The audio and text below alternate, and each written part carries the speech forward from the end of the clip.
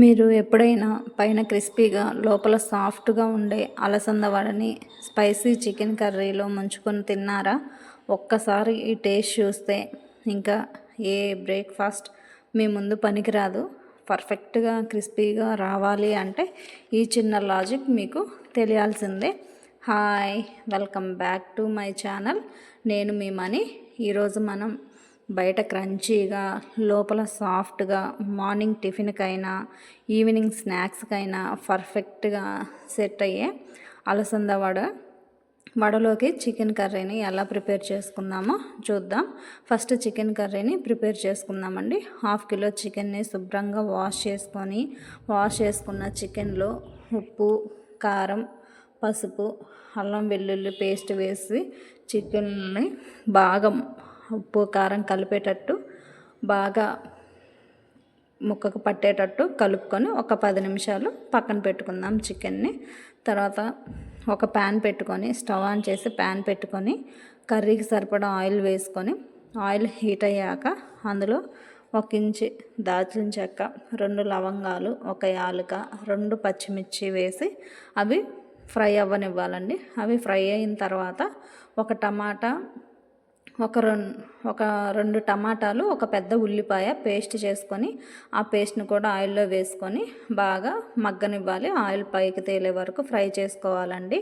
తర్వాత మనం కలిపి పక్కన పెట్టుకున్న చికెన్ని వేసుకొని చికెన్ను కూడా బాగా ఉప్పు, కారం, టమాటా పేస్ట్, ఉల్లిపాయ పేస్ట్ బాగా ముక్కకి పట్టేటట్టు బాగా మగ్గనివ్వాలండి. ఒక 10 నిమిషాలు మనం మూత పెట్టుకొని చికెన్లో నుంచి వాటర్ అంతా ఇంకిపోయి ఆయిల్ పైకి తేలే వరకు బాగా చికెన్ని మగ్గనివ్వాలి. ఒక 10 నిమిషాలు మనం మధ్య మధ్యలో మూత తీసి కలుపుకుంటూ అడుగంటకుండా కలుపుకోవాలి. తర్వాత అలా కలుపుకున్న చికెన్లో 1 గ్లాస్ వాటర్ పోసుకోవాలండి. నేను ఇక్కడ హాట్ వాటర్ పోసాను. మనం ఏ కర్రీలో అయినా సరే హాట్ వాటర్ పోసుకుంటే మనకి కర్రీ టేస్ట్ అనేది తగ్గకుండా ఉంటుందండి. నార్మల్ వాటర్ పోయకుండా హాట్ వాటర్ పోసుకోండి. తర్వాత ఒక 10 నిమిషాలు చికెన్ని ఉడకనివ్వాలి. తర్వాత చికెన్ ఉడికిందో లేదో చెక్ చేసుకొని చికెన్ ఉడికిన తర్వాత ఇక్కడ నేనేం చేశానంటే వేయించి పెట్టుకున్న ఫ్రైడ్ ఆనియన్స్ని పేస్ట్ లాగా చేసుకొని వేసుకున్నాను. ఇక్కడ ఫ్రైడ్ ఆనియన్స్ పేస్ట్ చేసుకొని వేసుకుంటే మనకి చికెన్ కర్రీ అనేది గ్రేవీ థిక్గా వస్తుందండి.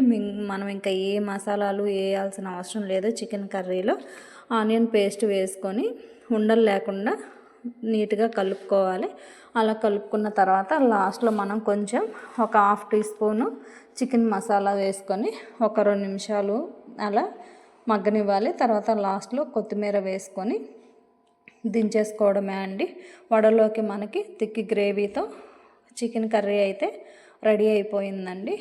నెక్స్ట్ మనం ఇప్పుడు అలసంద వడ ఎలా ప్రిపేర్ చేసుకోవాలో చూద్దాం. నేను ఇక్కడ 2 గ్లాసుల అలసంద పప్పును తీసుకున్నాను. మీ దగ్గర పప్పు అవైలబుల్గా లేకపోతే అలసందలనే తీసుకోండి. డైరెక్ట్ తీసుకొని ఒక 4 to 5 అవర్స్ నానబెట్టుకోవాలండి. నా దగ్గర అలసంద పప్పు ఉన్నాయి. నేను ఒక 4 to 5 అవర్స్ నానబెట్టుకున్నాను.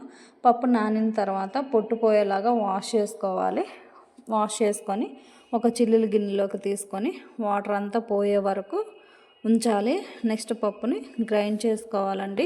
పప్పుని మరి మెత్తగా గ్రైండ్ చేసుకోకూడదండి. అప్పుడు వడ మెత్తగా అయ్యి తింటుంటే మనకు గొంతు పట్టుకుంటుందండి. అలా ఉండకూడదు.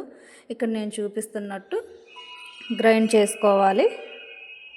తర్వాత అందులో పచ్చిమిర్చి, అల్లం, ఉప్పు, జీలకర్ర, ఒక పెద్ద ఉల్లిపాయ, పుదీనా, కొత్తిమీర, కరివేపాకు జస్ట్ అలా పల్స్గా గ్రైండ్ చేసుకొని మనం ముందుగా గ్రైండ్ చేసుకున్న అలసంద వడల పిండిలోకి బాగా కలిసే వరకు కలుపుకోవాలి. ఇక్కడ మీకు ఉల్లిపాయ మిక్సీలో వేసుకోవడం ఇష్టం లేకపోతే డైరెక్ట్గా చిన్న చిన్న పీసెస్ లాగా కట్ చేసుకొని వేసుకోండి. నేనేంటంటే మొత్తం జస్ట్ మెత్తగా కాకుండా ఒక పల్స్ ఇచ్చి ఆ పేస్ట్ని కలిపేసాను వడపిండిలో. అలా కలుపుకుంటేనే మనకి మంచిగా ఉంటుందండి. ఒక అల్లం మాత్రమే నేను చిన్న చిన్న పీసెస్గా కట్ చేసి డైరెక్ట్గా కలిపాను.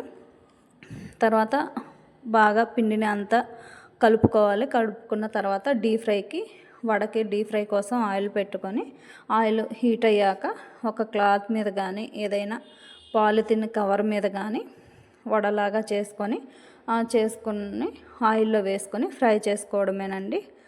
మన వడ కూడా రెడీ అయిపోతుంది. వడని చికెన్తో సర్వ్ చేసుకొని తింటే ఉంటుంది. ఒక్కసారి ట్రై చేయండి. ఒక్కసారి ట్రై చేసి టేస్ట్ ఎలా వచ్చిందో కమెంట్ చేసి ఖచ్చితంగా నాకు చెప్పండి. ఈ వీడియో మీకు నచ్చినట్లయితే లైక్ చేసి కమెంట్ చేయండి. ఇలాంటి మరిన్ని రెసిపీస్ కోసం మన ఛానల్ని సబ్స్క్రైబ్ చేసుకోండి. ఈ వీడియో మీ ఫ్రెండ్స్కి, మీ ఫ్యామిలీ మెంబర్స్కి షేర్ చేయండి. నెక్స్ట్ రెసిపీతో మళ్ళీ కలుద్దాం. బాయ్.